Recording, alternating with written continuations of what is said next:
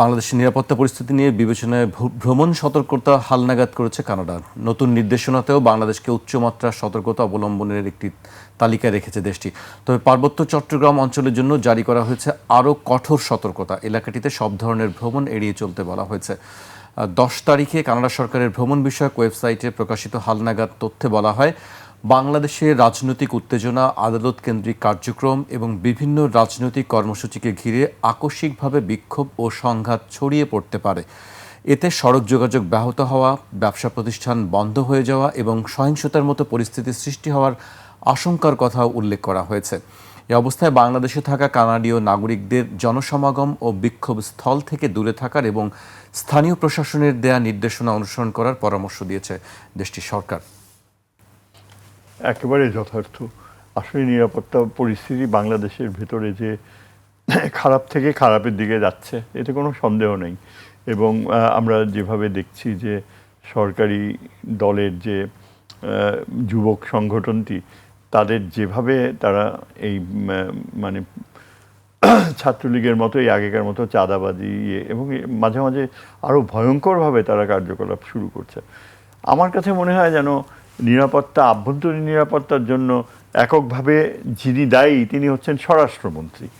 স্বরাষ্ট্রমন্ত্রী হচ্ছে মাথা, এবং তার আন্তরিকতা, তার প্রফেশনালিজম, পেশাগত দক্ষতা এবং সর্বোপরি তার যে ইম্পার্শিয়ালিটি, নিরপেক্ষতা, এই কয়েকটা গুণ যদি তার না থাকে তাহলে বাংলাদেশের মতো ঘনবসতিপূর্ণ একটা দেশে আইনশৃঙ্খলা পরিস্থিতি কখনো একেবারে স্বাভাবিক না হোক, কিন্তু একটা সহ্যের মাত্রায় থাকবে আশা করা যায় না।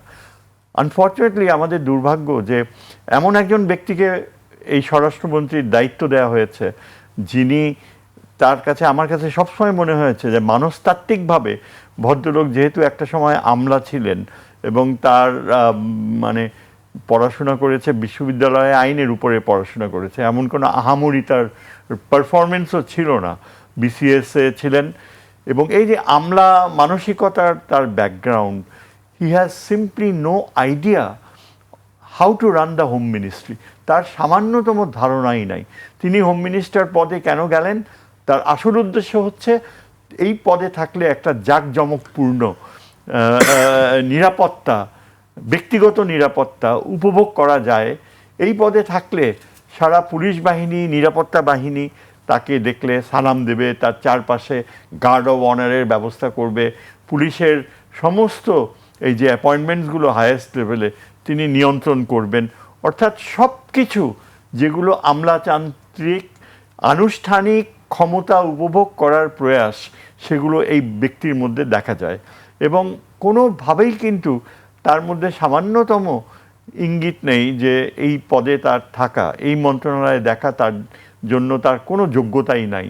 এই কথা এই সারা দেশ মানে বলতে বলতে হয়রান হয়ে গিয়েছে। এবং আমি এই ব্যাপারে প্রধানমন্ত্রীর দৃষ্টি আকর্ষণ না করে পারছি না যে তিনি কোন বুদ্ধিতে, কোন নিশ্চয়তায় এমন একজনকে, যে যার কোনো পেশাগত দক্ষতা নাই, যার অতীত অভিজ্ঞতা নাই, তাকে এই দায়িত্ব দিয়েছে। আমাদের এই দেশে এই স্বরাষ্ট্র মন্ত্রণালয় পরিচালনা করার বিএনপিতে যথেষ্ট যোগ্য ব্যক্তি রয়েছে, যার সততা, কি বলে, জ্ঞানের ভাণ্ডার রয়েছে, যার প্রতি ইনস্ট্যান্টলি শ্রদ্ধা দেখাবে। এরকম আমি একজন নাম করতে পারি, যেমন আমাদের ডক্টর মঈন খান। মঈন খান একজন অত্যন্ত উচ্চশিক্ষিত, যার চরিত্রে কোনো সামান্যতম ব্ল্যাক স্পট নাই, যিনি মানে রাষ্ট্রপতি হওয়ার জন্য অত্যন্ত যোগ্য একজন ব্যক্তি ছিলেন। আমি এখনও আশা করি যে আমাকে যদি বাঁচতে দেওয়া হতো আমি সরাসরি ডক্টর মঈন খানকেই রাষ্ট্রপতি হিসাবে বেছে নিতাম। আনফর্চুনেটলি সেটা হবার নয়। কিন্তু এই যে এরকম একজন উচ্চশিক্ষিত ব্যক্তিত্ব, যিনি দীর্ঘ সময় বিএনপির প্রতি আনুগত্য দেখিয়েছেন, তিনি যদি আজকে স্বরাষ্ট্রমন্ত্রী হতেন, আমি নিশ্চিতভাবে বলতে পারি যে পুরা পুলিশ প্রশাসন কিন্তু একটা সততার প্রভাবে এই ঘুষ বাণিজ্য পুলিশের এটা বন্ধ হয়ে যেত। আমি তো যতদূর জানতে পারি আগের চেয়ে আরও অনেক বেশি মাত্রায় পুলিশে ঘুষ বাণিজ্য চলছে এবং কোটি কোটি টাকার লেনদেন হয় পোস্টিংস নিয়ে বিভিন্ন থানায়। অথচ এই স্বরাষ্ট্রমন্ত্রী তার সামান্যতম ভ্রুক্ষেপ নেই। সে ওই যে চারদিকে তার স্পেশাল ব্রাঞ্চের লোক থাকবে, ইচ্ছা করলে কাউকে পাকড়াও করতে পারবে।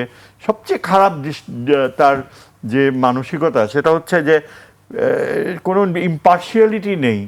এই যে বিভিন্ন ছাত্র সংগঠনগুলো যারা এই দেশে জুলাই বিপ্লব করেছিল, এই যে বিশাল একটা ছাত্রদের দল এবং বিভিন্ন বিশ্ববিদ্যালয়ে যে অত্যন্ত সচেতন ছাত্র সমাজ যারা কোনো ভুল করেনি তাদের ছাত্র প্রতিনিধি ইলেক্ট করতে, এদের প্রতি যদি বিমাতাসুলভ আচরণ করা হয় এবং প্রত্যেক দিন আমরা দেখি রাস্তাঘাটে সব জায়গায় ছাত্ররা, এই যে পুরো নিউ মার্কেট এরিয়া পুরো একটা যুদ্ধক্ষেত্রে পরিণত হয়েছে।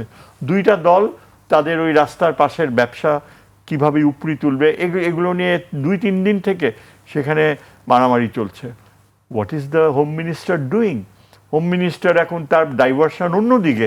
আমি অবাক হয়ে গিয়েছি সেদিন দেখে যে বাংলাদেশের সবচেয়ে নোটোরিয়াস ক্রিমিনাল সাংবাদিক রূপধারী যে ক্রিমিনাল আনিস আলমগীর, তার পাশে বসে সে রাত্রে নৈশভোজ করছে। কিভাবে সম্ভব এটা? একটা যেই লোকটা সরাসরি প্রেসিডেন্ট জিয়ার যে খেতাব তুলে নিতে বলছে, যেই লোকটা একবার এই প্রেসিডেন্ট জিয়ার মাজারকে সেখান থেকে সরায় ফেলতে বলছে, এরকম একটা ক্রিমিনাল, তার তো যাবজ্জীবন কারাদণ্ড হওয়া উচিত। অথচ এই স্বরাষ্ট্রমন্ত্রী তার সাথে নৈশভোজ করছে। কি ধরনের মানুষ? আমি বুঝি না প্রধানমন্ত্রী কিভাবে তাকে আস্থায় নেয়, কিভাবে তাকে বিশ্বাস করে, কিভাবে তার উপর দায়িত্ব। আমি যদি বলি যে এটা না হোক, কিন্তু এই সরকারের যদি কখনো পতন ঘটে, একটা মানুষ যদি দায়ী থাকে, দায়ী থাকবে এই লোক, এই ব্যক্তি। কারণ তার সামান্যতম আনুগত্য নেই। যা কিছু করছে সব কিছু দেশে একটা নৈরাজ্য সৃষ্টি করা, যেটা ভারত চায়, ঠিক সেই পথে সে চলছে।